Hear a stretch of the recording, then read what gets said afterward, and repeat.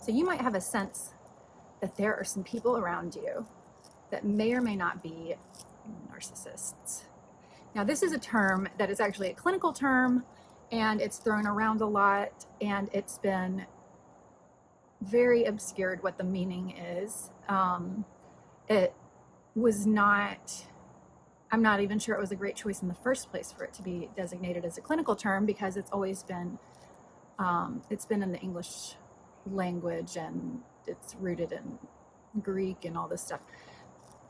But and people associate it with the idea of vanity or self-centeredness. And that's true to a certain extent. Narcissists and other people like psychopaths, they are implicitly self-centered. However, as a person who, if you are a person who's watching this video, you probably, and if you've gotten this far, then you're probably not one of these people, because they would be like, ugh, clicking off this. So, if you're a person of the light, you are not going to find this to be a very useful concept. Self-centered, to a person who's in the light, that's a very broad term, and it could apply to anybody, that whether or not you're a narcissist or a psychopath, you can be self-centered.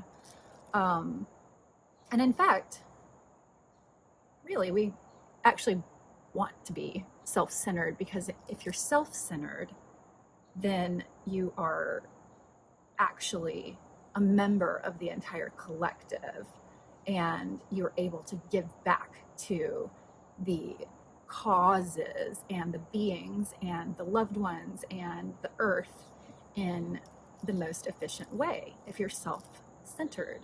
So we're throwing out all those types of terms when we're talking about narcissists and psychopaths and these types of people. I would like to talk about, and so let me go back. So I could go into explaining to you all the diagnostic characteristics that would lead a physician or somebody who is actually licensed to diagnose, and this varies from state to state and different industry to industry, profession to profession. Like in my state, licensed professional counselor can diagnose. Diagnosis is just a term that we use to talk about because of insurance companies, really. You diagnose somebody because, so that the insurance company has a designated black and white thing that they're paying for, besides just a general issue. And I take major issue with this. So diagnosis in and of itself is very problematic, because it's all related to money, and it's basically forces people who go into helping professions to, whether or not they agree with like the notion of labeling and categorizing human beings into different categories, whether or not you agree with it, in order to be able to be a practitioner who works with insurance companies, who works in more of a standard westernized environment. One of the first things that you do is slap a diagnosis on somebody. So you might go to therapy because you just got to college, and you want to be able to talk through some of the stuff that's coming up as you're in a new environment, or maybe you moved, or had something crazy happen at work and you just need to talk to somebody. Well, in order for your insurance to pay for it, most of the time all the time, you have to have the person that you're seeing has to diagnose you with something. So they have to come up with a specific problem that fits whatever you're telling them. And there's a finite set of diagnoses, and these are found in different countries. They use different different references for this in the United States. We use the DSM, the Diagnostic and Statistical Manual of Mental Health Disorders, and the DSM is super fascinating. It's very fascinating, and if it were not a tool that's so biased by just so many things, not even just insurance companies, it's so biased. But there is some good stuff in there, and it's useful sometimes to be able to find terms to talk about certain like problem sets, because if we can sometimes if we can come up with language, then it gives us a way to be able to solve those problems and collaborate and talk about symptomology and things like that in a way that helps us to generalize treatments and notice and study different, do studies that you can control so that you can actually have valid results that tell you something about what may or may not fix depression, or what aspects of a person's life contribute to a greater sense of well-being. However, these books, the ICD, the International C Diagnostics, that's the other one. It's more of an international book. So you'll see different, like a lot of the same general diagnoses are found in both, but you might see variances in the way that they describe them. So, because it's a different committee of a bunch of dudes sitting around deciding whether or not something constitutes normalcy or not. So every few years, or I guess maybe constantly, but they're always updating these books and meeting and debating and trying to determine what symptomology and problem sets that are seen out in the population and that practitioners are seeing that it would be useful to have a label so that helpers can talk about these issues, and so that people can use in the United States, where we have to use insurance, if you even can. I mean, most of the time insurance like barely even does anything for therapy. Anyway, but see if it helps for people to be able to access. It's the idea behind it is that it's supposed to help people to be able to access the help that they need. However, it means that there's a lot of practitioners who really want to help, but then somebody walks in and they don't exactly fit one of these labels or a category, but there's definitely something to help with, and so what happens is that people who practice as therapists and psychiatrists and social workers and nurse practitioners, and a lot of people who work with people with things that big board of people who sit around and talk, things that they designate as abnormal.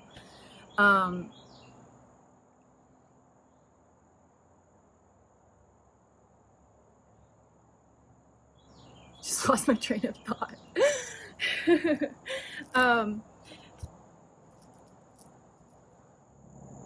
So a lot of times what happens, okay, I think I got it. So a lot of times what happens is that these helpers, they go into these fields that make barely any money. And I mean, even psychiatrists compared to the rest of medicine, I mean, a good-hearted psychiatrist is extremely difficult to find.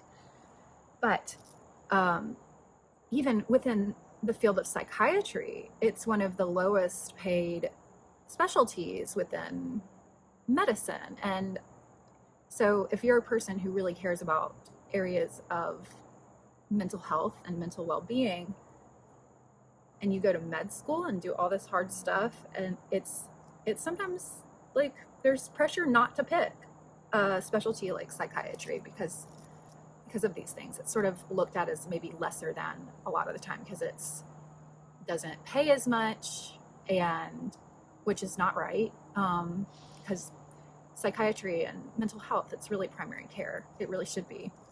And you see generalized practitioners like family medicine, family doctors, and pediatricians who are not actually trained I mean, they do some training and continuing education in being able to diagnose mental health issues and various disorders, quote unquote, in people. But those people see patients who say, I can't, my insurance isn't going to pay for therapy. And those people want to help. And so you have a lot of family doctors and pediatricians who are diagnosing people with stuff that they're really not specialized in diagnosing. And then on top of that, they're prescribing medicines for these things that they're diagnosing. So the vast majority of people who are prescribed psychotropic medications, so these are medications like your Prozac or Wellbutrin or Adderall or different things like that for ADD, depression, anxiety, clonazepam. I'm naming some of these are brand names, and some of them are just like the generic formula names. But most of those prescriptions are being doled out by people who are not psychiatrists, by people who are not licensed professional counselors, by people who are not nurse practitioners. And there's a lot of it's very it's a very important area of ethics, and really as a society we really should be looking at this more closely. But on a broader scale, most people in society aren't even aware that this is an issue, that you really shouldn't be getting your prescriptions for antidepressants and things like that from your family doctor, your generalized internal medicine person, your primary care physician. You really should not, if you are depressed or your gynecologist, so much stuff is prescribed by your gynecologist, and sometimes there are shades of gray to everything. So sometimes there's a reason that you might go to your primary care physician and say, I'm in crisis, I need some, and they might say, okay, here's a Band-Aid and here's a referral for somebody who's a specialist in this area. And the Band-Aid is, here's a prescription to tide you over because I'm worried about your suicidality, or I'm worried about your well-being in the meantime until you can actually get an appointment with somebody. So, that makes it makes sense that this has become such an issue, that because it's really people are trying to help, doctors are trying to help, they go to school to try to help. A lot of them, I mean, some of them. There's a lot of prestige in the idea of going into medicine or medical school, so you have to factor that in. There's a lot of people who maybe are more interested in the notoriety and the reputation that of being able to say that you have an MD after your name and be referred to as doctor and stuff like that. A lot of pressure from different families and different cultures too, around this. The sunshine keeps moving. Good. But it's messing up my light. So this was going to be about, so I want to talk about a little bit about narcissism and psychopathy and some of these diagnoses that are thrown around a lot of the time, or sociopathy too. So sociopaths, psychopaths, narcissists. So these are clinical diagnoses that were defined by a group of people sitting around a table debating what constitutes normal versus not normal. So just reflect on that and look into it yourself and see what you think. I'm not saying it's all bad. I'm just saying it's problematic. And when it really gets problematic is when society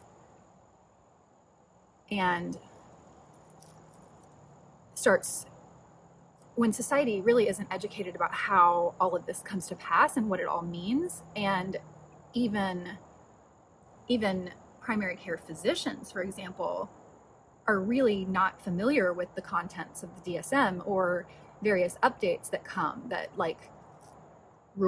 throw out diagnoses and put in diagnoses. Like homosexuality used to be a mental health disorder according to the DSM. And then this group of people there was a lot of societal pressure about these things. And that group of people had to acknowledge that, okay, maybe this constitutes a shade of normal. Like obviously, if you're watching this, you probably duh. But that it was not that long ago that homosexuality was considered a disorder. Or there's a hummingbird chirping. I don't know if you can hear it. It sounds sort of like a high-pitched dolphin or something.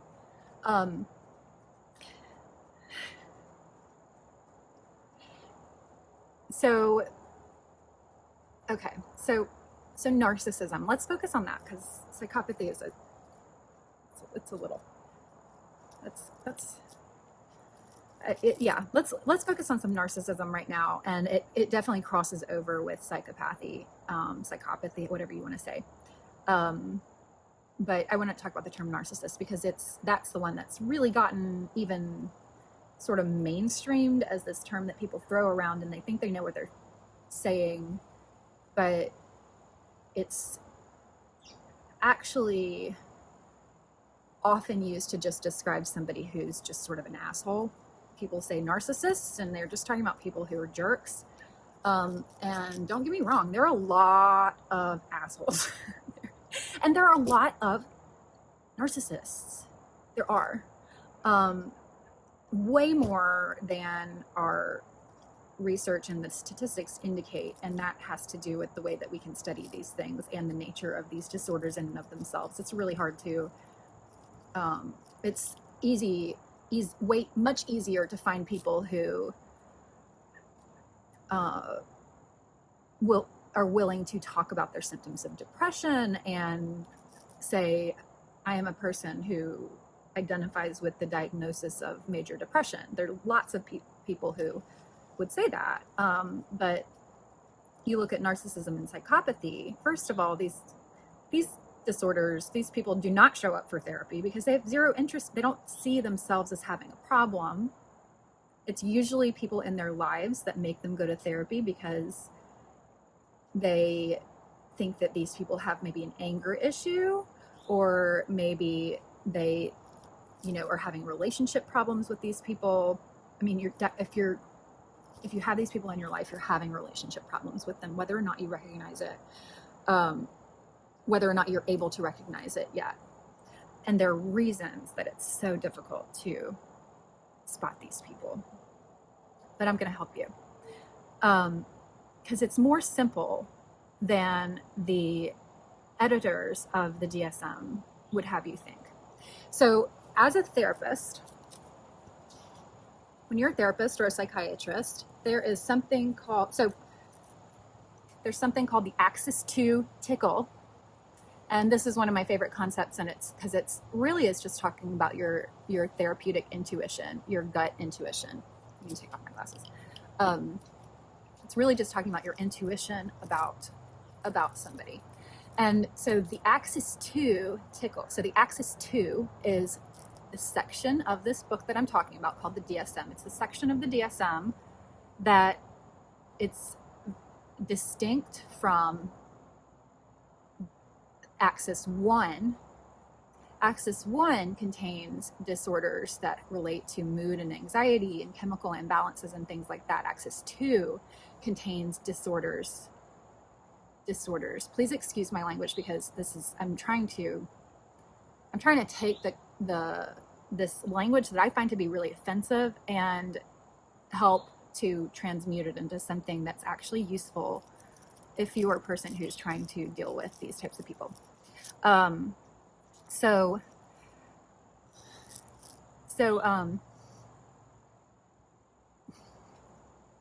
Axis 2 contains things that are referred to as personality disorders, developmental disorders.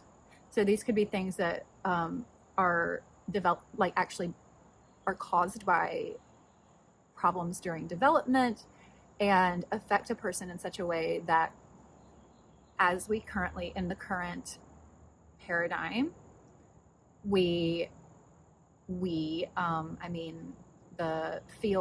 broader field of mental health and psychology views these types of disorders as things that are not really curable, but they need to have a diagnosis so that you might be able to treat them in some ways. So you can treat it, but it doesn't really cure the disorder. Whereas with major depression, you can actually cure that in theory. And a lot of people have versions of depression that are really intractable and really difficult to move out, but that's really just because you haven't been able to access the type of healing modality that would actually be appropriate. We really don't, in the West, we don't acknowledge or even broadly know about a lot of stuff that really helps with these disorders that are perceived to be treatment resistant. So back to narcissism. So people in broader society, people think of narcissism and you think about maybe the terms like vanity comes up, or self-centeredness, or like just people who are self-involved, people who are not nice, people who put themselves in front of other people all the time. So some of this, it has some truth in it, but that's really not it's not a very efficient way to actually, it's not a very useful way to identify which people are and are not narcissists, because there are a lot of people who are just, who might really be like a jerk because they have something that's more of a DSM issue, like major depression. A lot of people with major depression present with anger instead of a down mood. But with narcissism and psychopathy, when you start trying to look at the different bullet points of how you diagnose somebody with these things, like what are the characteristics that actually constitute a narcissist, it almost obscures what you're really looking at or what you're really looking for.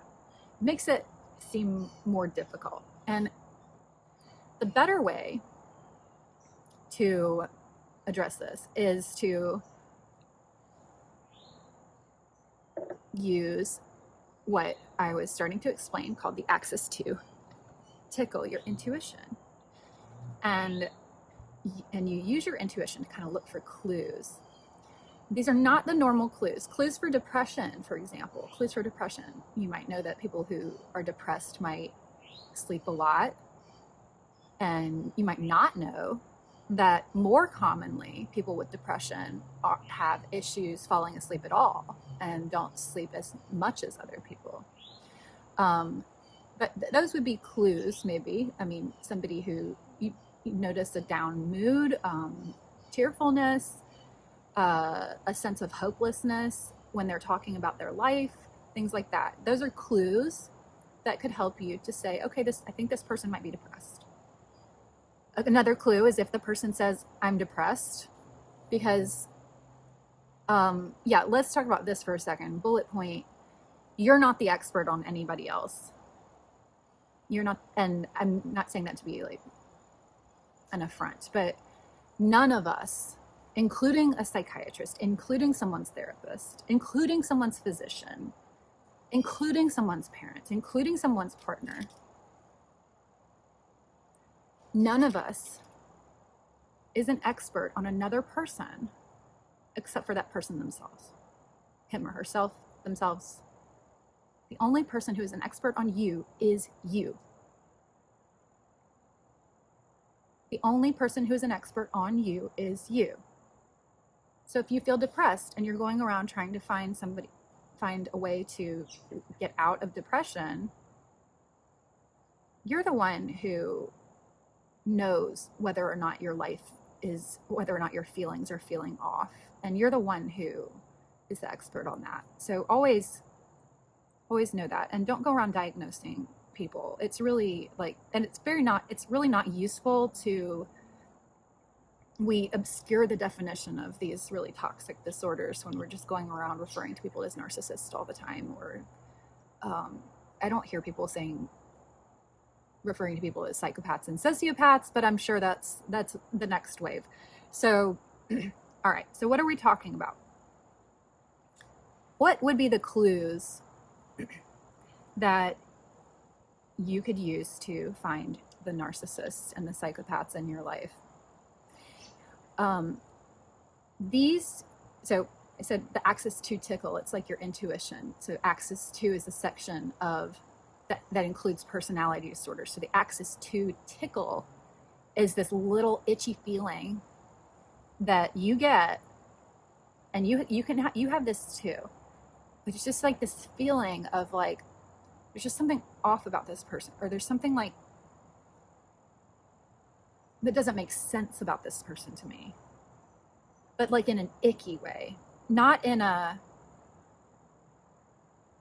whoa, cool, like this is a really beautiful person, I want to learn everything, I'd love to like know more about them, like I'm excited to get to know this person. It's not like that. This is like, it's like you can't put your finger on it.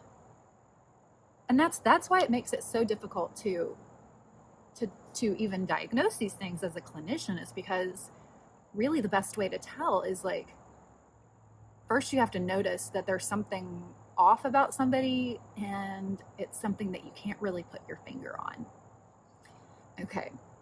So if these people are in your life though, the ones who are close to you, they are in your blind spot. And you are not going to be able to even have an axis 2 tickle about these people as long as they're close and like enmeshed with your energetic field. As long as these people are close with you, if it's a person who's like close with you and is enmeshed with your energetic field, in a relationship with you, or some kind of social connection, close connection, it's very difficult. You're probably not, the reason that they're able to do that is because you didn't have that sense in the first place of like, oh, this person like makes me feel like something's off. So the axis 2 tickle, so pay attention.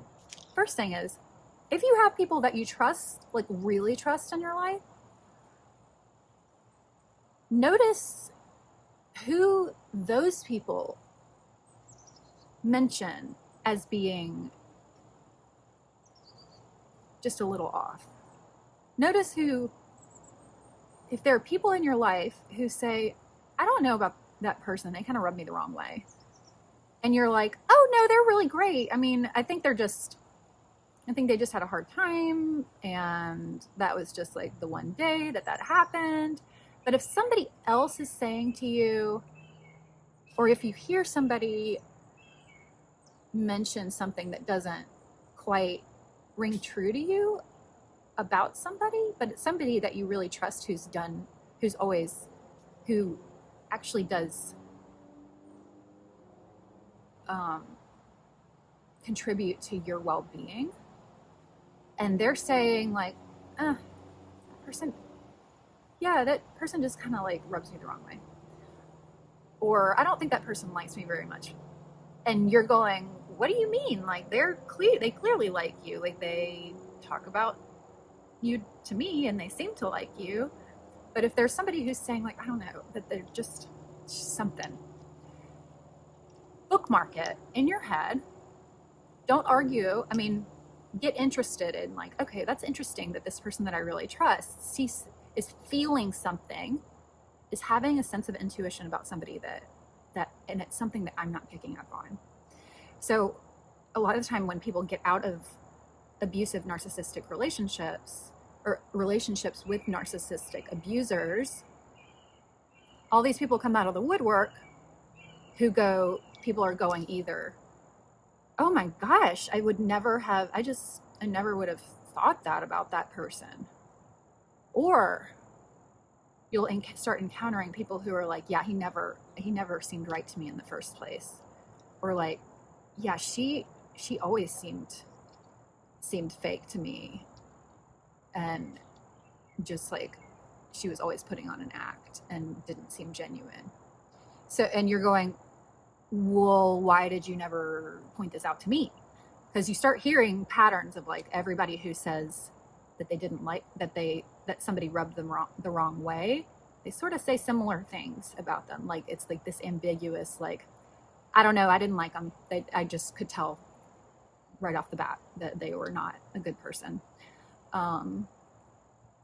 Or everyone is sort of reflecting back what you feel, which is like, I don't understand how this could happen, or how that could be true that person is like that, because I've been around them and I have never really noticed what you're talking about.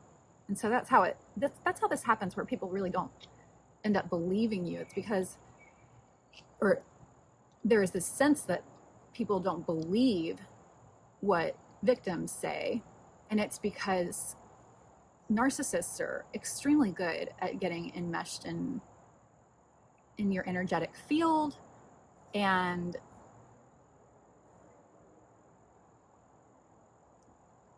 even the good people in your energetic field sort of vibrate on similar levels to you, and they might have the same blind spots as you.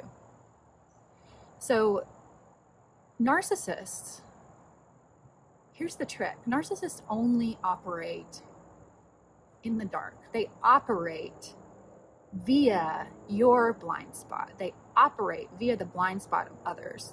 So they do best when they're the way that they are effective at being able to get into relationships and suck people's energy and suck away people's souls and quality of life and your resources and your ability to hope, your sexual expression. They suck everything, your individuality, your creativity.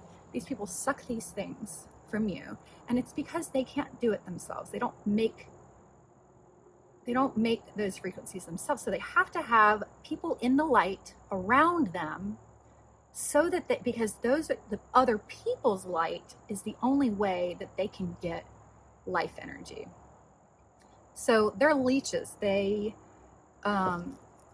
suck your energy, and you might think that you're helping them, and really they're like, oh great, this person thinks they're helping me, and I just have this like this well of life source that I just keep getting, that's like right here, that I've contained, and I can just tap it for life energy anytime I want. They don't care. They're not trying to be helped. They don't perceive themselves as having any issues whatsoever.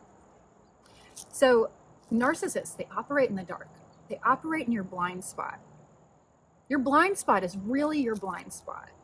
Whatever your blind spot is, if you want to figure out what it is, find the narcissists in your life, and then you'll figure out where your blind spot is. Because whatever you think is your blind spot, as you see it right now, if you have not done a bunch of shadow work and all kinds of ways to get in touch with your own inner truth, your blind spot is like, we're really talking about a blind spot, something that you don't notice. So that's how this happens, where it's like there are a certain set of people, you included, who will say, I never saw this coming. How could this be that this person is like this?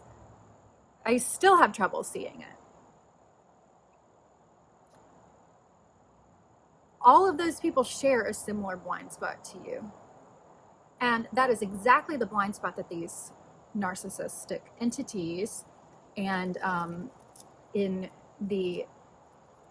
some like woo-woo communities that are really awesome, There's a term, reptilians, which I think is actually a brilliant way of, there are a lot of definitions for what this means, but the way that I see it and the way that I hear it being used, it correlates very strongly with what we are talking about as narcissists and psychopaths.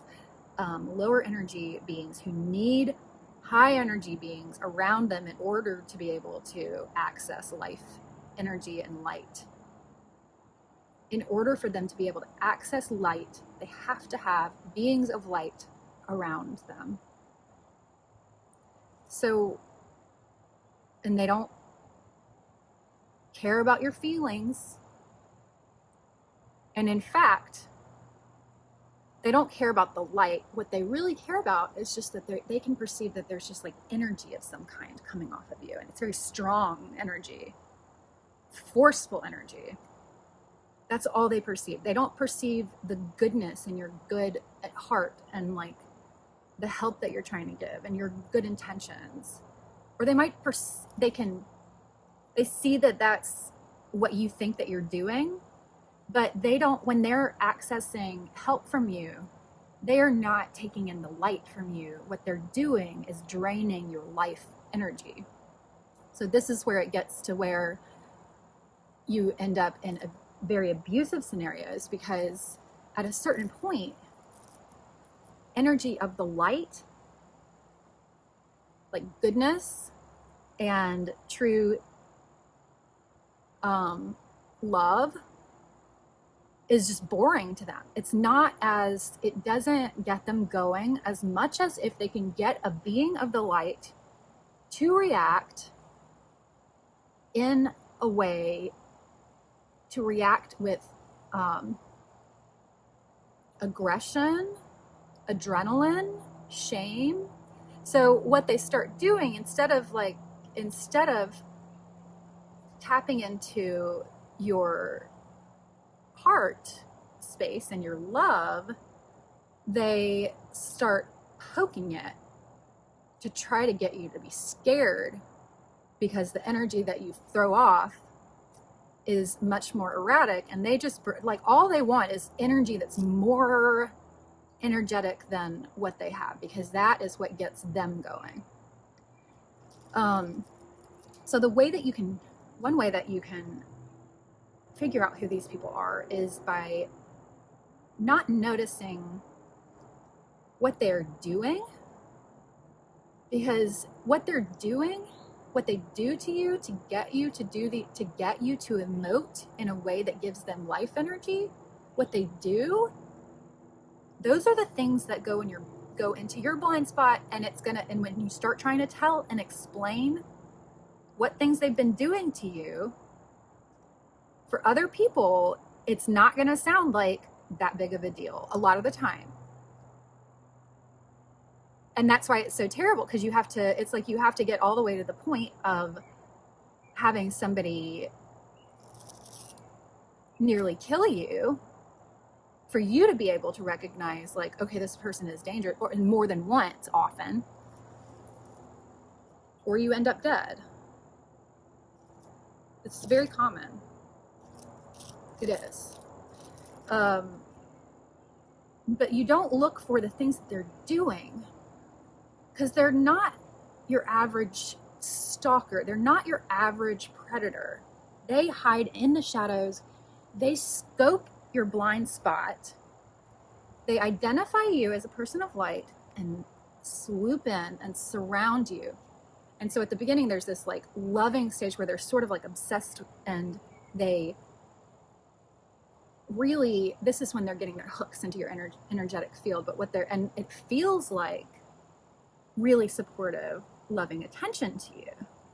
Feels like you're really understood by somebody. And so how could that person be a lower entity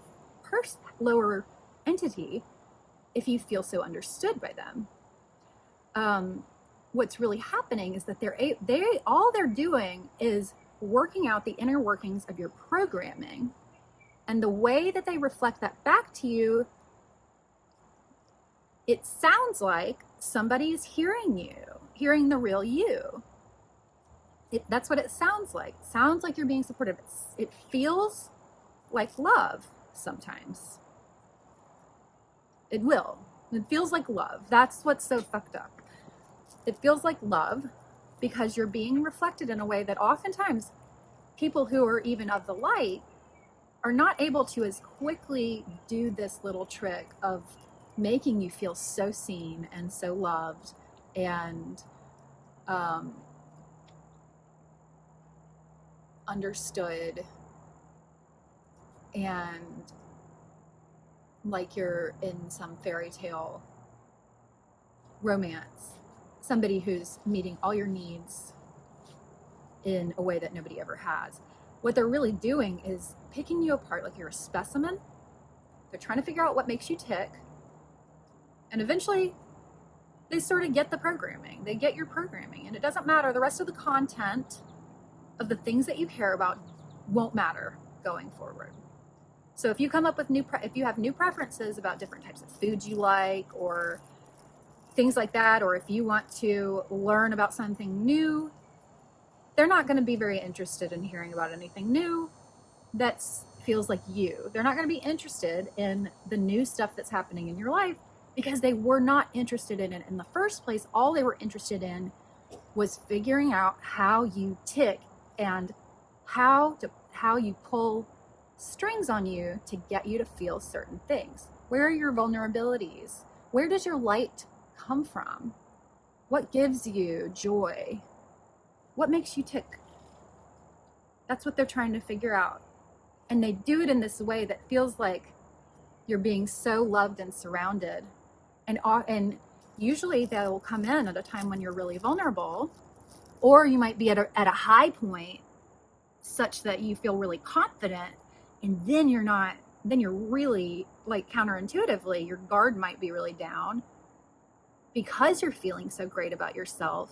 And a narcissist is able to swoop in and quickly pull the rug out from under you because you're just not, you're just blinded by your own light at that point. So you got to be careful, even when you're like at a great place in your life where you feel like you're doing really well. You have to be careful about who is coming into your life and the reasons that they are attaching themselves to you. So that happens. But like, don't rule out everybody who makes you feel good when you first meet them, because then you're ruling out the people who might really be the love of your life, or might really be like a really awesome friend, or might really be like a great new boss or a great new partner or whatever. But the people who make you feel like especially charged when you meet them and especially seen, don't go around being suspicious of everyone, but just notice. This is where you really need to notice your own feelings and notice the kind of jolt that you get when this happens. And if you meet somebody and they make you feel a certain way, and then they don't call you the next day like you thought they were going to, like, and you get just completely crushed by that, you feel completely crushed, and it's sort of inexplicable because it doesn't even really make that much sense to you as to why you feel so strongly.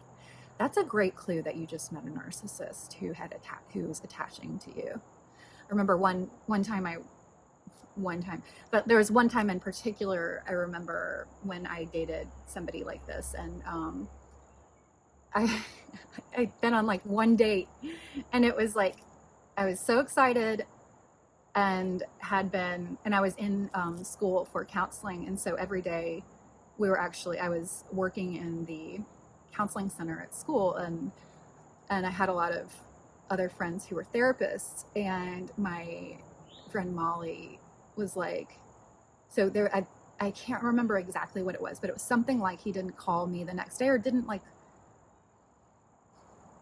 follow through on something that he said. It was something just sort of silly, like that usually shouldn't make me react in a certain way. I mean, like, there's no reason for a person to have like such a strong reaction about it. Like, that was not otherwise my tendency at that time. I was not in a codependent kind of place, but something happened like within 2 days. And I was like sobbing to my friend Molly, and she's looking at me like, okay, something is weird. Like there's something, she like pointed this out to me where she's like, hold up, what is going on? And at the time, as therapists even, we did not really perceive how to identify this, but Molly has great intuition and access to tickle. And this is where it's like really good to have people in your life who don't have the exact same blind spot as you, who can be supportive and like be loving and be trying to help you with the feelings that you're having, and somebody who's not going to say like, you're being ridiculous, like get over it, like it's like not a big deal. Instead of having that reaction, these people might say like, wait, I'm just confused about how you're having this strong of a negative reaction when you only met him yesterday. Like, what does that say about him? What does that say about the connection with that person? Is this really healthy? What is it that's really making you so, like, do you recognize that this is like unusual? And at the time I'm like, yeah, but he's just so great, and like he looks so great on paper, and we talked about all these things that we have in common, and blah blah blah blah, and he's really cute, and she's going, yeah, but like you're sitting here sobbing in the middle of the food court and you just met him yesterday or 2 days ago or whatever it is. Like this, there's something off. And I didn't necessarily listen to her at the time. Like I didn't know, I think we both didn't know what to do with it. I think we were both confused, but it just like really helped. And I always remember like that moment, because this same sort of situation comes back up, and I have that in my head of like when my friend was like, wait, this doesn't seem right. There's something off. Like she didn't dive into like, oh my gosh, it's so terrible that he didn't call you back. She was just like, hang on, what's going on here? This is just weird. There's something weird to me about this. And very empathic, but like she was able to hold the space of like, all right, I see that you're feeling all this stuff and I'm here for you, but let's back up a minute because there's something weird going on here. So having people in your life who can notice these things, that helps. But once they attach to you, I mean, a good friend is really, really hard to come by, really, really hard. And people who have great intuitions about you, it's also kind of hard to come by, especially if you're maybe a person who's grown up around narcissists. You'll find that you're surrounded by an entire web of them, actually. And they don't cooperate, but they sort of cooperate, but just not intentionally. They notice each other, but they sort of work in this symbiotic parallel way where one narcissist in your life makes you vulnerable in such a way that the other narcissist in your life can better do their narcissistic thing with you too. So, and if there's a web of them, it contributes to you staying exactly in the place that the strongest head honcho narcissist wants you to be. And that's often either your parent or your partner. So I have found that the actual best way to like spot these people once you're really trying to hunt them down, or like determine whether somebody in your life is a narcissist or a reptilian, a lower frequency entity, somebody who sucks your energy, an incubus, a succubus, an archon, a draconian, when you're trying to figure out whether somebody is one of those things, what you actually do is you focus on and conceptualize who it is that you think this person is. What is it that you really like about them? What is it that you think makes them tick, that you love? And what are the great qualities about them? So what are those things? And then, so that's your like profile of, this is the person that I am trying to have a relationship with, is like this. They are kind. They are forgiving. They come over and cook dinner with me. They have similar interests. They help me form my LLC when they're an attorney. They looked out for me in this certain way. They were able to give me the best, what felt like the best listening ear about something, about a trauma that I've never talked about before. It's like the first person who I ever felt heard me, or listened to me, or understood me. You might feel like that about these people. But come up with, like, just kind of try to be your own detective in your life. And you can only do this for yourself. You can't cross-reference it with other people. You have to do it for yourself, because the way that they operate is extremely individualistic, and it's extremely specific to you. They figure out where your blind spot is, and that's how they slot in, and they can stay right in there, especially if they're really intelligent, or if they've had particularly insidious narcissists in their own life, which they probably have. They have good tactics. They have, like, effective tactics of slipping in. But so you come up with your profile of, like, who is it that I think this person is? What are their great qualities? Why do I like them? What is it that really drew me to them? Do not go through and start picking apart every conversation with them. Nothing like that. Just try to think about, like, okay, what is it that I love about this person? You know, when I just was talking about my friend Molly, like, I love my friend Molly because of that, you know, that story. She's intuitive. She sees my feelings and she's supportive of them, but she doesn't try to elicit me feeling bad. My friend Molly, she is proud of me when I do something that's successful. She is excited for me when I have a new idea. She listens to me when I want to change my mind. She doesn't do these things. Hi, Molly. But like an actual good friend, you can, you know, and a narcissist too, you can come up with, like, sort of a profile of, like, what is it that I really love about this person? So what's different about somebody who's, like, a real person with a heart, who's really your friend, who's really supportive of you, and a narcissist, a reptilian, is that a real person is always going to be somehow consistent within that framework that you have noticed about them.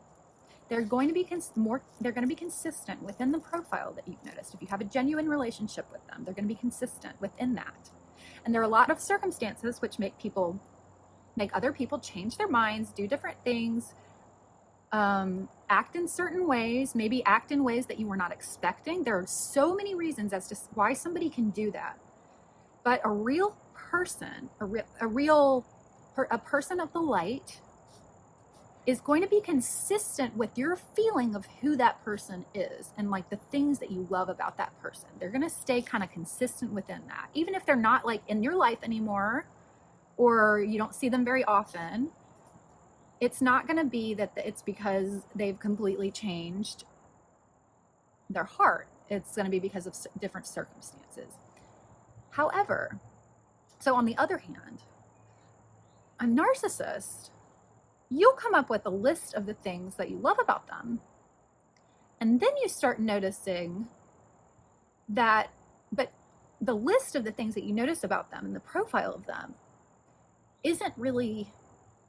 it's not really what their heart is. That actually is just who they are on paper. That is who they are just to the external world. But on the inside, it doesn't match up. So how you find these narcissists is that you start looking for inconsistencies with the external, what they're presenting to the world, and the internal. Everybody has inconsistencies, but narcissists and reptilians, this is a different thing. So when scientists are looking for, when you're looking for a black hole in space, and yes, I'm talking about cosmology. So when you're looking for a black hole in space, I don't know if you know about this, but for a long time, it was just sort of this theorized thing. It's still, everything's theory. But it was a very loose kind of theory. And people didn't really know how to identify where a black hole is. Like, how do you identify somewhere where there's an absence of all energy or an absence of light? Because you can't go there, you can't see it, you can't hear it, you can't send a satellite to take a picture of it. And the way they do it is that you have to look at the activity of all the light and all the stars in the heavens around the black hole. So you don't look for black holes. You look for evidence of a black hole by looking at the environment, by looking at different environments. So you'll notice the behavior of stars that are around, the stars in the heavens and asteroids and everything. And please forgive my language around this, but I think this is like the general point. I think I'm getting the general point of this right. I think that you look at the behavior of the stuff around it, because if you can see that light is bending in a certain way, in a certain place, then that might be evidence that there's a black hole there. But you're not actually going to be able to find the black hole itself. You have to look for how the light is behaving around and in the adjacent area to a black hole. So you have to just look around for light that's bending in this certain way and stars that are behaving in this certain way. And that would be how you identify where a black hole is, something that is a suck of light energy, of just energy in general, all energy.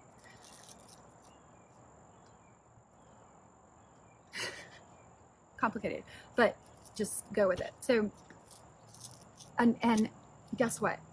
A narcissist and a psychopath, all they are, they're just a black hole of a human. So they're this they have an inverted relationship with energy, such that they actually only suck in the light, and the light bends in a certain way around them, and you don't really see it come back out. You don't see, so somebody might appear to be philanthropic, maybe involved in like nonprofits and things like that, maybe in various community-wide organizations, churches, things like that. And they might talk a big game about giving back to the community, and they might talk all about how all the good stuff that the nonprofits that they run do, or they might talk about all the great things that their church does, like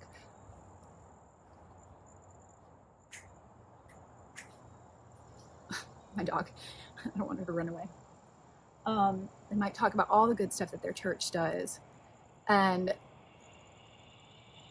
it causes you, and it's very enticing. They're able to really talk about this stuff in a way that fires people up. They're very engaging. They're able to relate to groups of people in similar ways as they do with individuals. And they win people over. They win over groups. People get behind them as leaders, and they donate money to their causes, and they donate money to the churches, and they support them, and they advocate for them, and they take up for them when they hear somebody saying, like, I don't know, that person just seems a little off. There's usually another group of people who's like, hey, that person's awesome. Like, did you hear that church, how much money that church gave to pay off medical debt? Like, isn't that such a great thing? They're so magnanimous and totally in line with like the teachings of Christianity. Like, look at all the good stuff that we're doing for the community when we're using some of the money from our church and earmarking it to donate to people who have outstanding medical debt. Yeah, okay. Medical debt. That's ridiculous and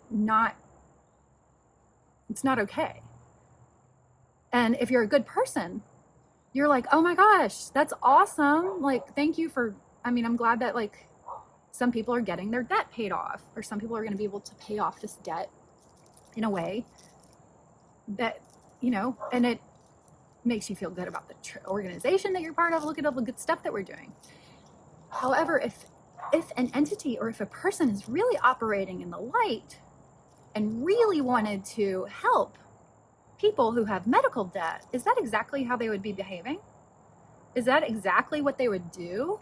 Is that exactly what you would do if you come from, if your church is made up of a membership of the very wealthiest people, some of the very wealthiest people in an entire region of the country, is donating money to help people pay off their medical debt the way that a powerful entity of the light would address the issue of inappropriate and unjustified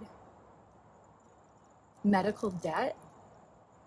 Any money spending on medical care is not right, by the way. But no is the answer. No, that's not what they would be doing. Those same people would have gone into the voting. They would have gone into their church where they vote, and they would have voted for Medicare. They would have donated their money from their income to helping change the actual problem. They would care about the fact that people shouldn't have medical debt in the first place and not make a big deal about patting themselves on the back about helping people to pay off debt that they should not have had in the first place. Which, keep in mind, the debt that they have in the first place is because all the most powerful people in the community are not actually assisting and supporting policy that reflects the value of that's supposedly demonstrated when you're saying you're going to pay off everybody's medical debt. And aren't we so nice? It's like, no, what you should have been doing is providing free medical care in the first place and figuring out how to change that. And do not be confused. The wealthiest people in society have all the power to do these things. And donating millions of dollars to pay off, like supposedly donating millions of dollars to pay off medical debt of individuals in your state is like pocket change for a broader group of thousands of people who are among the top 1% in income makers and income generators in the country, in our society. It's like pocket change. And so then you say, oh, we spent XYZ amount or blah, blah, blah amount of money paying off medical debt. And it's like, well, why didn't you spend that money when Medicare was up for review? Or why didn't you spend that money campaigning for somebody who didn't think we should have medical debt in the first place? Like, if you really think it's wrong that people have all this medical debt, there are other things to do than just throwing money so that people can pay it off. It's extremely disingenuous. So what I'm getting at is, like, you look for, so that is a community. That's where you see like narcissistic systems at play, at work. So there's an absence of, it's like, if that system lives really in line with what they are teaching and what they're saying that they're doing, is that what they would have done with that money? Is that what they would campaign to the congregation to do with the money? Is that what they would solicit donations for? Would that be the cause of their church?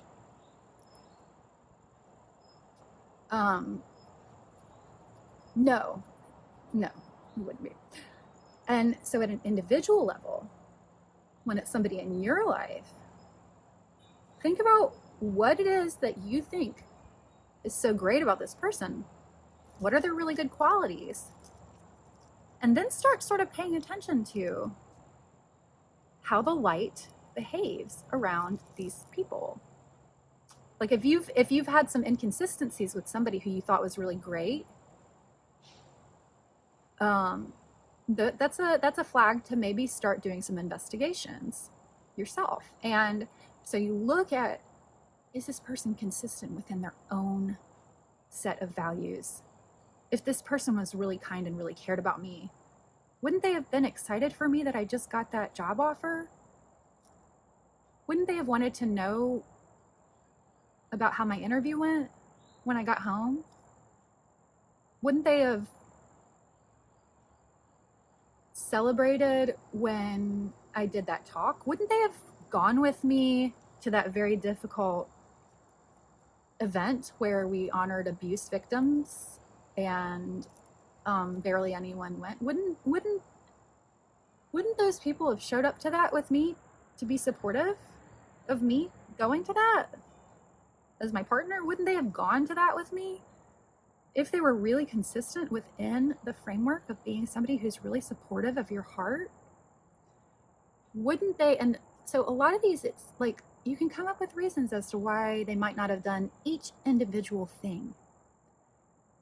But if you really dig in and let yourself lean into love, lean into your light, because you are more powerful than these people. Do not let them scare you, because that's what they want. That's what they feed off of. Lean into your light and really start looking at the overall patterns. Like, but if that person were really my friend, if they were really worried about that thing that they keep telling everyone that they're worried about, why wouldn't they have ever hung out with me like in the past year? Why wouldn't they have called to check on me? Why wouldn't they have come by? Why wouldn't they have brought me a meal or gone to an attorney's appointment with me? Why wouldn't those people have done all these things that I've been saying were really, really difficult when you're in crisis? Why wouldn't these people have done those things, done certain things that to you would seem baseline, in line with who they say that they are? Why would they not have done those things? And you don't have to don't answer why. It's just a rhetorical question that you're posing to yourself, because the answer is because they're not like you. They're not actually who they say they are. And they are really, really, really good at, they seem like a real person. They've won you over. They know how to do it.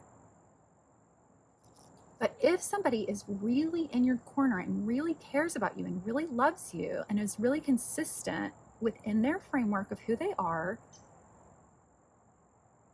you'll see that consistency over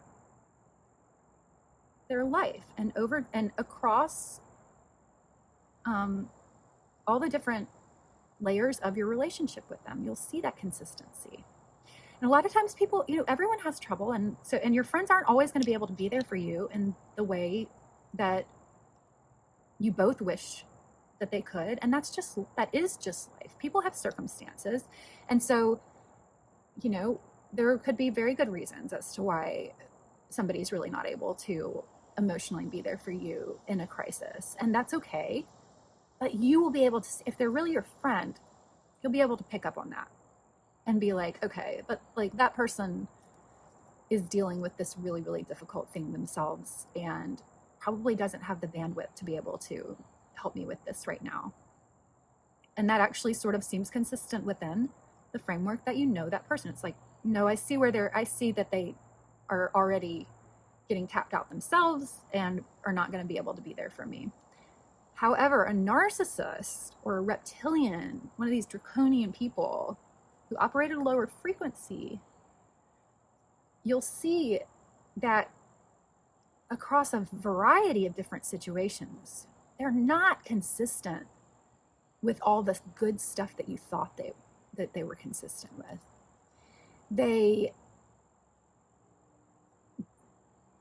might be members of boards of nonprofits, but they don't actually donate their money to those nonprofits. They don't, and it's not about money.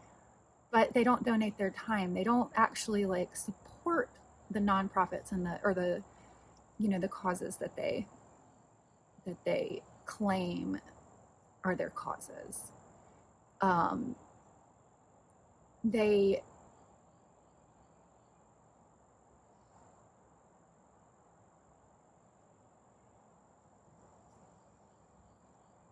what you see is that, and then when this gets just really, really damaging is when you are at your rock bottom and you're looking for these people who you thought were going to be there for you, and the narcissists and the psychopaths, that's when they really, really don't show up, and that's when they start showing their true colors. When you're in complete crisis and your ex has stolen and appropriated all of your money and your business and nearly killed you several times, shoved you into granite countertops where you banged your head and had a lump for days, when they've put their hands around your throat in anger, when they've told you in your face that they want to kill you, and you see it in their eyes that they're being true, that's like a true statement, and you're at your rock bottom already, it's like, why is this person who's supposed to be my friend now treating me like they're not giving me any of the love that I thought I was going to be able to access if I ever needed it. I've given them so much love throughout my entire life. Why are they not loving me? Why did they just leave me here when I'm sobbing in a crumpled heap in their front yard? Why did they just go back inside, grumbling to themselves about, gosh, that just sounds really terrible. It's such a shitty situation. Can't believe that happened. And they leave you in a crumpled heap and don't offer you a place to stay. It's about what are they not doing? And this is not about judging our friends and family. In order to be a loving person, or to be consistently a good person and loving, you have to give people room to be themselves and to make mistakes. And you have to have room for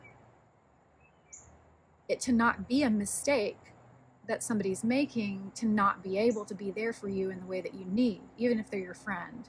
That's okay. That can be okay too. But a narcissist and a psychopath are going to show you, what they demonstrate to you is that what you thought about them in the first place wasn't true.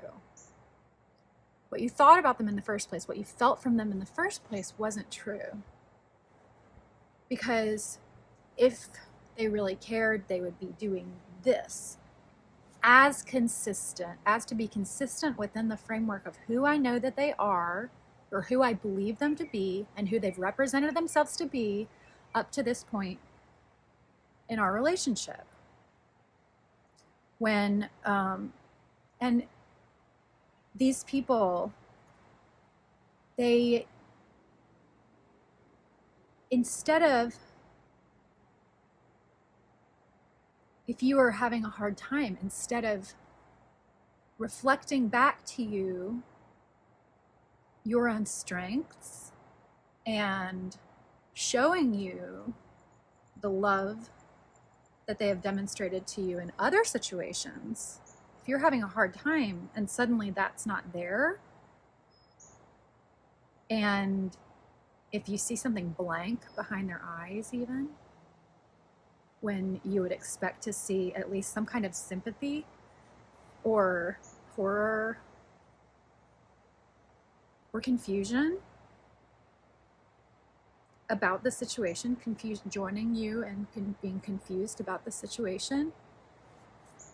But if you look at them and they're not showing you any of those things that you would expect to see as consistent within the context of the person that you thought you got to know, within the context of the person that you thought you had a relationship with, if they're not consistent within that, then you have to start looking at, that's when you can start looking at, maybe they weren't really maybe they're not really the person that I thought that they were. And maybe all the light that seemed to be emitting off of them, all the light that it seemed that they were reflecting back to me, perhaps the light that was blinding around them was really masking the fact that they are an energy suck, and on the inside there's really just a black hole of no feeling. And when they see you at your rock bottom, they see it as, okay, this person doesn't have a life energy that I can get access to anymore. If you're really at your rock bottom, a lot of the time that's when they just sort of cast you aside or seem to no longer be interested in anything to do with you. And there are a lot of reasons that good people do this too. So don't get me wrong. There are a lot of reasons that good people do this too, especially if you're a person who's been in an abusive relationship in which the narcissist or the psychopath that you're with, they push away everybody else and they mess up the relationships that you have with the good people in your life, so that when you try to get out of your relationship, it's really hard to even find anyone who has the space to be there for you, because all those people have been pushed away for so long. And if you're a caretaker or a helper, and you've maybe been in that role for those other people, like your other friends, and you dropped off the face of the planet because of the relationship with your narcissist who controlled you and sucked all of your life force into their center so that they can just make their own energies churn and make their own self keep on trucking and make more money and have more things and have more power and control.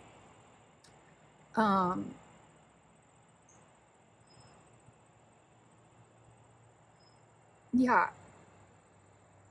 The people who are the narcissists and the psychopaths, you don't see light coming back out of them in a consistent way with who they represent themselves to be.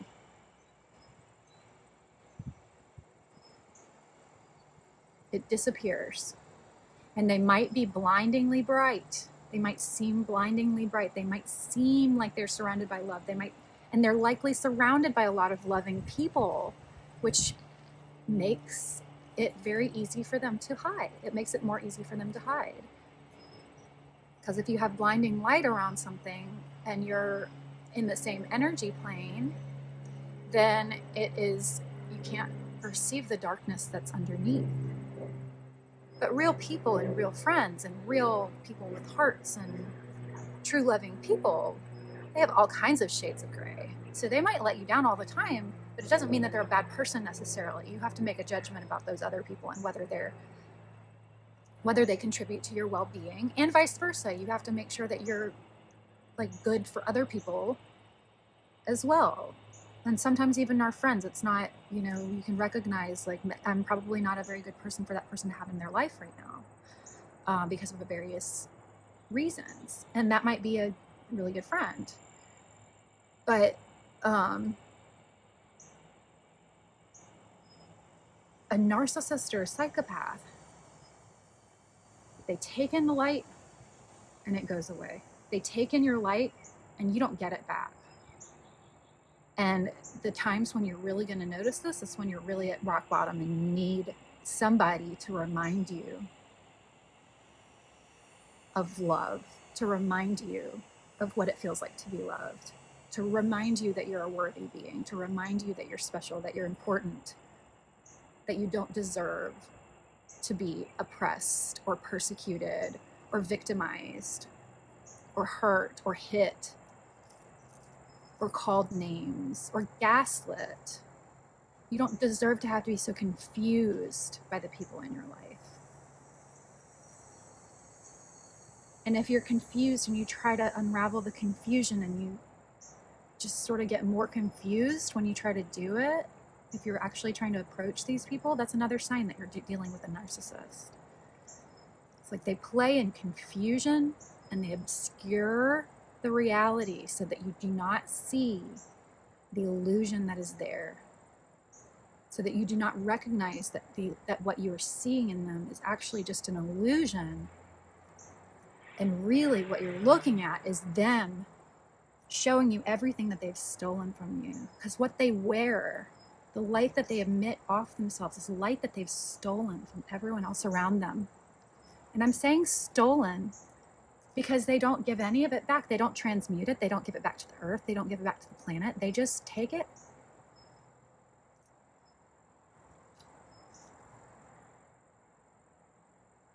and it's gone. They use it. They get off on it.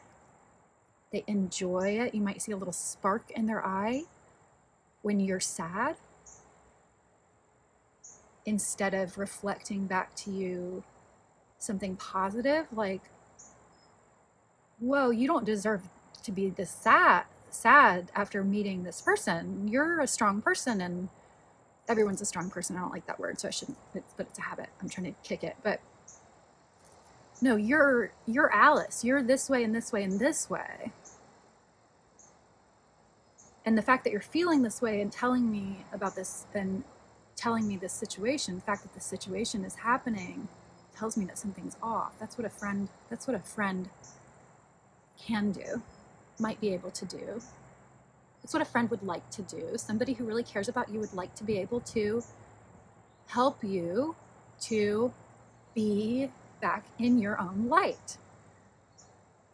They want you to feel good. They want you to be in love. They want you to emit love. They want you to be able to do and accomplish all the things and goals and dreams that you have. They want to know about your dreams and celebrate them with you when they come true. They don't try to twist and tell you what you're supposed to dream about and what you're supposed to be reaching for. They don't listen to what you tell them are your goals and then later on show a complete lack of support of those same goals. They don't tell you, they don't say things like, oh, I don't want to hear anything about that, when you try to tell them about the birth center that you want to start. They don't get mad and say that. They don't get mad and say, oh, I don't want to hear anything about birth centers. Like as if you're supposed to go back to talking about how depressed you are or something, or how shitty your situation is. The people who are really good people in your life are going to help you to get back in touch with your life. They might grieve with you. They might feel your pain with you. You might see them mourn and be frustrated and mad on your behalf. All these things are characteristics of a real human. There's so many different ways to be a real human. There are many reasons as to why somebody can't be there for another person that have nothing to do with being a narcissist. There are a lot of reasons. We have to allow people to take care of themselves, because that's a way of loving other people too. Recognizing when people can't show up, that it might not be a reflection of their feelings for you. But when the people who you know to be perfectly capable and able to do certain things for you and be there for you in certain ways, when those people are not there right when you need them to be, and when they reflect back and try to remind you of how terrible your life is, when they continually remind you of how bad your situation is, when they try to put you in your place, when it starts feeling like, no, go back over there. When it's like, hey, I'm having a great day. I'm just really excited that I'm out of my relationship.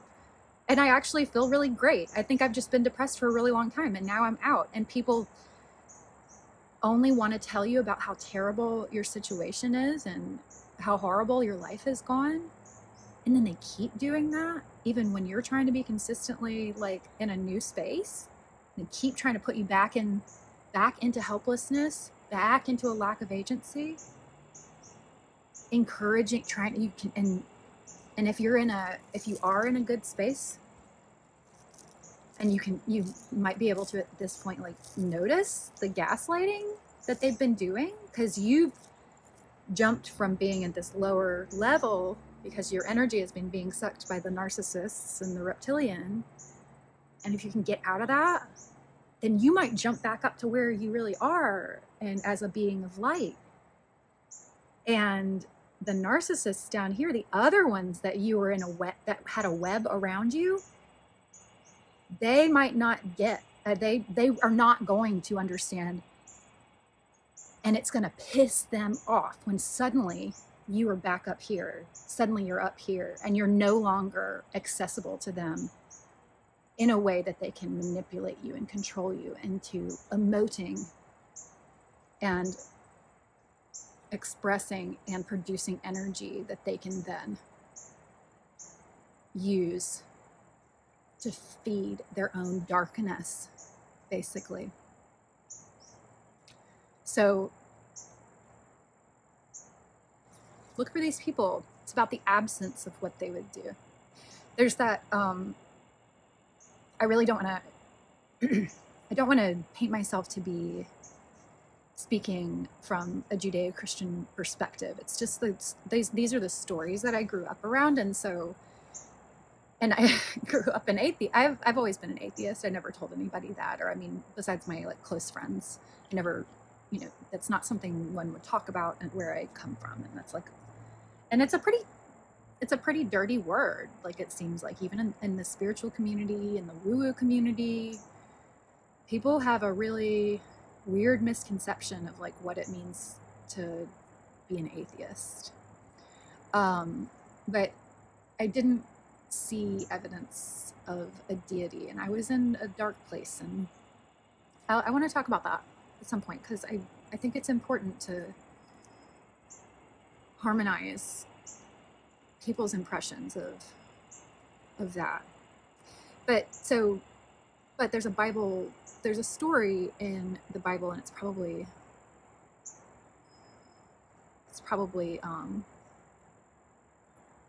within like the Torah as well, in the first little section of the Bible. But there's a story about, is it King Solomon? There's this story about King Solomon that always comes up for me. And look it up. But it's an allegory about these two women, both of whom have babies. And one of the women, the baby dies. And she dies when she's trying to give birth or something like that. So sad. This puts somebody in a very bad place. We're not going to psychoanalyze this woman because this is about the allegory of what happens next. So, but the woman who did have the baby is taking care of her baby and doing all the things. And one night, the woman who lost her own child is so jealous, becomes jealous. This is the sign of a narcissist. Becomes jealous of the happiness of the other person, so jealous that they would actually want to steal that person's baby. So this woman who lost her own child, which is horrible, and we don't know the rest of her story, but she steals the baby of the other woman. So then we have these two women who are both claiming, that's my baby. No, it's my baby. No, it's my baby.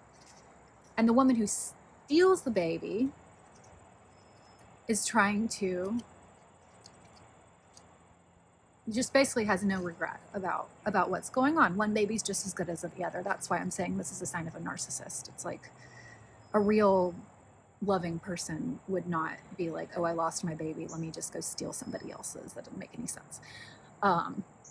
You would be in massive grief. as we know. So love and light to anybody. But so they're in this big argument. It's this big disagreement. So they end up before the king, and the king says, okay, well, here's the solution. There's no way to tell whose baby this belongs to. The baby can't talk. And so I think what we should do is I'm gonna have somebody chop the baby in half, and we'll give one half to woman A and one half to woman B. And so what happens is that the woman who had stolen the baby is like, okay, that seems fair. That's fine. I'll take a half a baby. And the woman whose baby it actually is says, no, don't do that. Don't do that. She can have the baby. She can keep the baby. Just don't kill the baby. And she lets the baby go.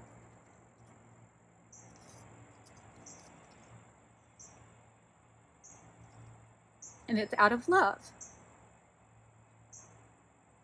Because a real mother would never want somebody to chop up her baby. And so this is a story where the king, who's very wise, says, this was basically a setup. And it's like, well, clearly now we know who the real mother is. This woman who would never want to see this child be hurt, who would rather her child be taken away than for us to kill the child or hurt it, that's the real mom. And the one who is okay with the child being abused, is okay with the child suffering in order for her to be able to claim that she has a baby, claim the baby as her own, that is not the real mother. This is how you find the people who are the narcissists in your life. The people who are the reptilians, who suck your energy. They are going to claim that they love you. They will claim that they have your best interests. They will claim to be your dad. They might match your DNA. They pass a paternity test. But these people would sooner have you suffer than to lose control of the narrative, to lose control of the power. They would sooner see a child suffer from being taken away from its real mother than as to lose power and control themselves. And you see that, and that's where you start to see what's important to these people. Is it love? Because if somebody is a loving person, love can look a lot of ways, but it doesn't look like being okay with your loved one suffering so that you can maintain your own sense of power and control. It does not look like inducing suffering on somebody else in order to project an image of being a hero. It does not look like ignoring somebody's pain until it gets really bad, until they get really sick and almost die from simple infections. It does not look like that, so that they can then be the hero and rescue somebody. Or if the person dies, they love that too, because then they can be the hero. It feels like because everybody surrounds them as if they're the grieving mourning party. And you know who has the narrative, who has control of the power in the narrative? If the victim is dead. Because it's usually not all the people who didn't see the narcissistic behavior around the victim. It's usually not the friends and family of the person who died. They're not the ones who have control of the narrative because they probably don't even recognize it. They probably didn't see it.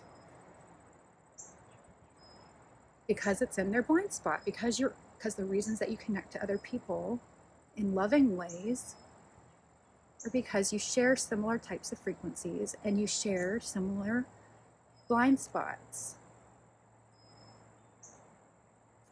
So, Reptilians, Draconians, Narcissists, Psychopaths, Archons, evil people. There's an absence of light. They suck light, but they don't actually emit any of their own. They reflect other people's light, but not in a way that anyone can receive it. They reflect other people's life so that they can get more energy and back into so that they get more energy into their own light-killing system.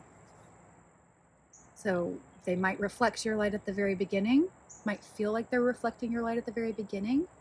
They might continue to reflect your light to the community at large and act like they love you and all kinds of things and talk you up to other people. But in reality, that person is not really effectively contributing to your progression as a human being and as a child of light.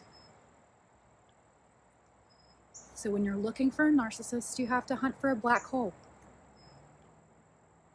A lot of times, there's some shiny stuff around them. They might be particularly sparkly.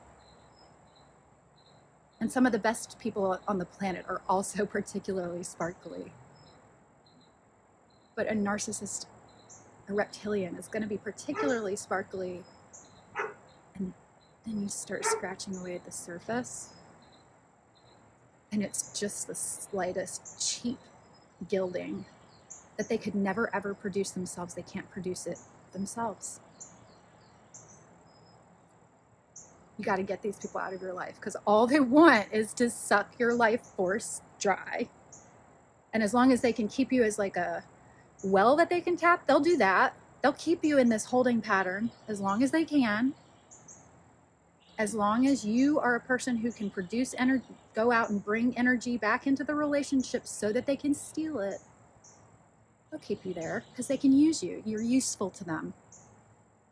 You make them feel something about themselves. You make them feel something. It's their feelings. They don't feel their feelings in the same way you do. And they know it. That's what's really disturbing. They know it. They know it. And they do it on purpose. And they don't ever admit it. It's insidious and terrifying. And if you're a good person, you've likely dealt with these people. You've likely been victimized. You might not have been victimized in similarly horrible ways as me or some other people who end up brutally murdered while all their friends watch them get dragged out of a bar by their partner. You might not experience those types of things, but if you're a person of the light, you have some black holes around you. And in order to ascend, in order to really get into your own power, the power of the light, which is the best, most loving, fun, beautiful kind, you have to identify these people and get them out. After you've identified them, get them out. They cannot be helped. They cannot be negotiated with. And anything that you feed back into the relationship that you have with them is going to be manipulated. Don't give them anything. Don't give them anything else. Because all they want is for you to suffer, because they don't even realize that you're a human being. They don't understand what it is to they don't relate to, they can't feel suffering in the same way that you do. So it's like they can't even, like, they know that that's what they're doing to you, that they're causing pain. It's like somebody torturing an animal.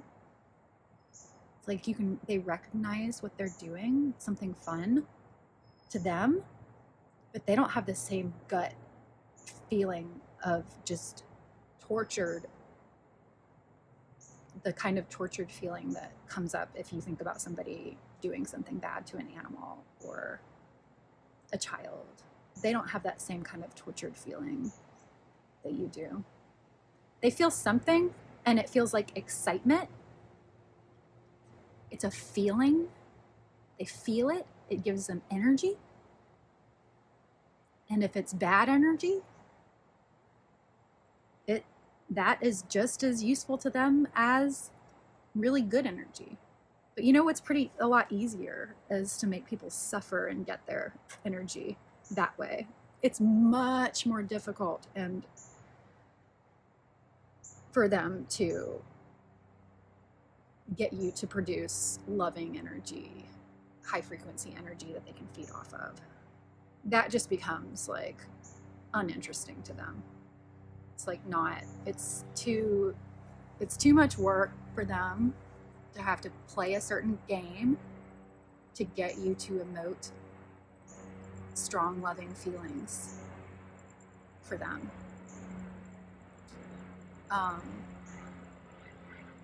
And so their goal is to make you suffer and eventually to drain your life force, and they would be just as happy and or happier for you to cease to exist, for you to die.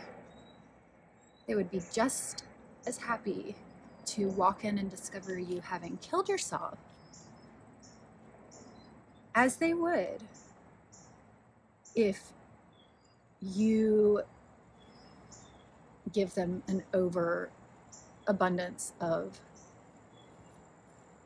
loving kindness. In fact, they'd be much more interested and happy if they could have the chance to be the last person to see someone before they kill themselves. They would be that's a way more attractive, fun thing to do for them than to actually pretend love.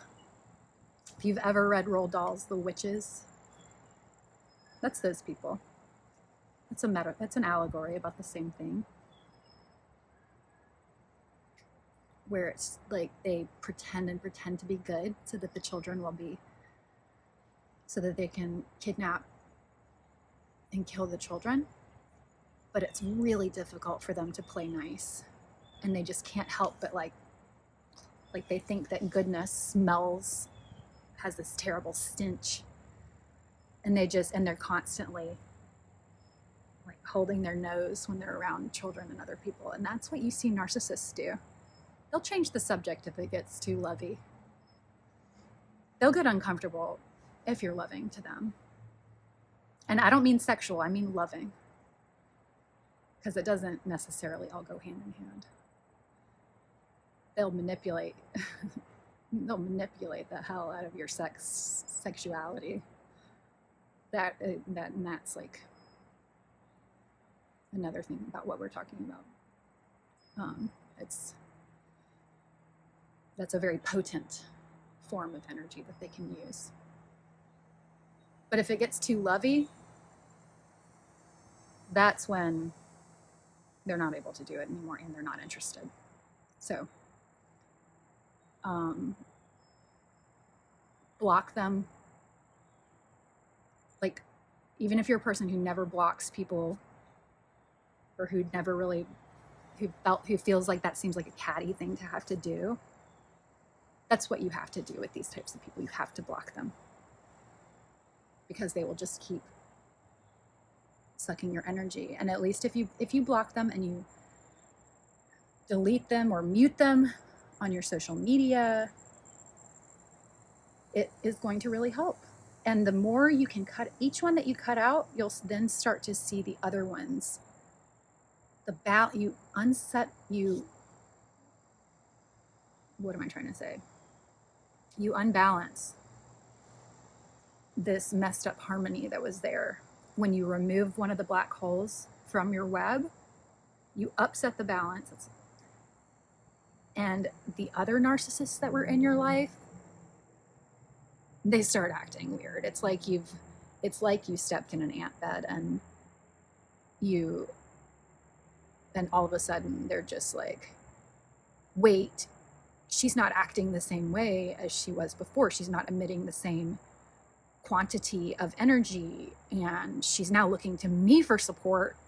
And you'll start noticing, it's like the people who seemed like they were going to be there for you, who are not there for you, who abandon you and who try to make you feel worse about your situation, who don't actually help you redevelop your sense of agency and your sense of self-worth. The people who don't even see you like that, you can tell. Get them out. They will start to become more visible. And it's not in your head. If you can eliminate one and then you start noticing them everywhere in your life, that is not necessarily a sign of you being misguided. Because if there is one in your life, it likely means that there are a bunch of them that operate in this symbiotic, messed up way that just keeps you right in their web so that they can all use your life force. And if you have a partner who's an abuser, who's a narcissist or a reptilian, don't let anybody put you down or make you feel crazy when you discover and when you identify that you have other family members who are like this as well, when you have other friends who are like this as well. Don't let people tell you, do not believe about yourself that there's something wrong with you or that you are crazy.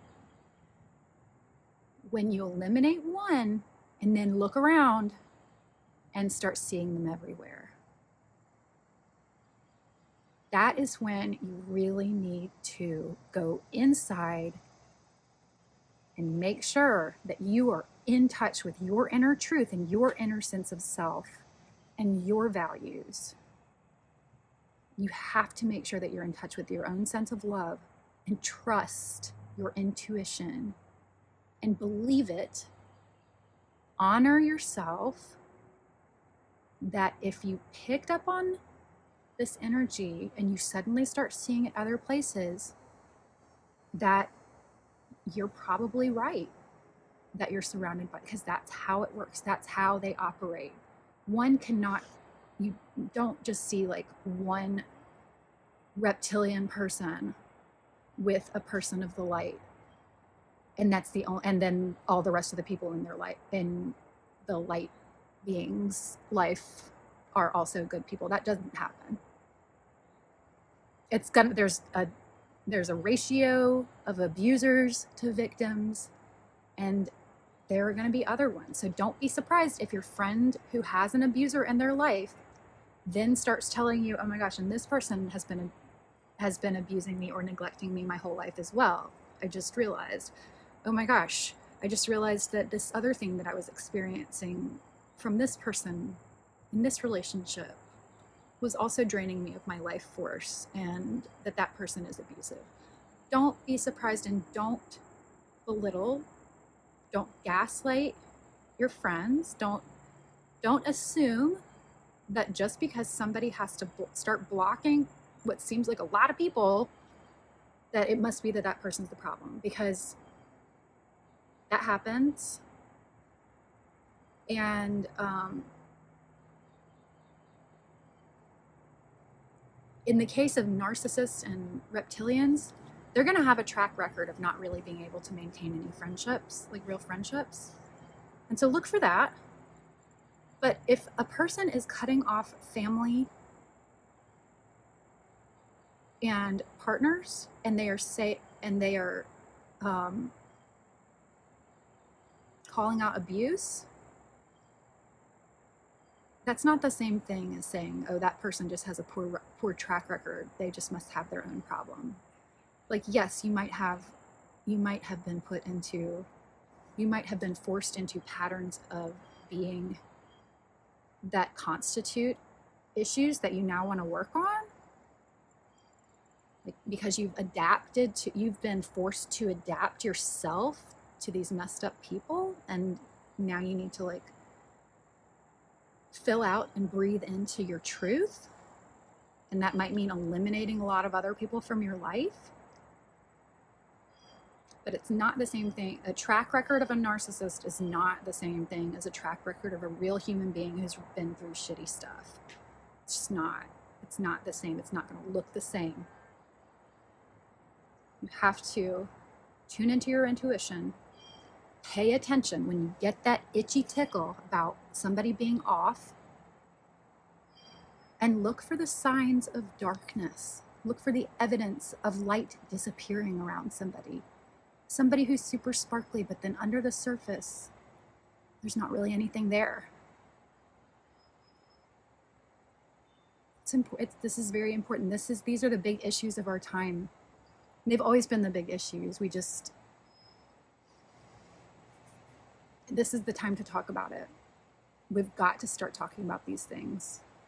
And people who are in the light workers, light beings, loving people, people who truly have a relationship with a benevolent, or with a sense of like benevolent spirituality or benevolent atheism, benevolent scientists. I identify as a benevolent scientist, and now I also identify as somebody who has a relationship with something called spirit, or whatever I feel like calling it at the moment. There's other stuff out there, and all these lower energy beings keep you down here so that you can't even access it. You can't perceive it because they're black holes. They're sucking away your life energy, your spirituality, your ability to even connect with a greater sense of good and a greater sense of worthiness and hope. So, Sat Nam. Namaste. Thanks.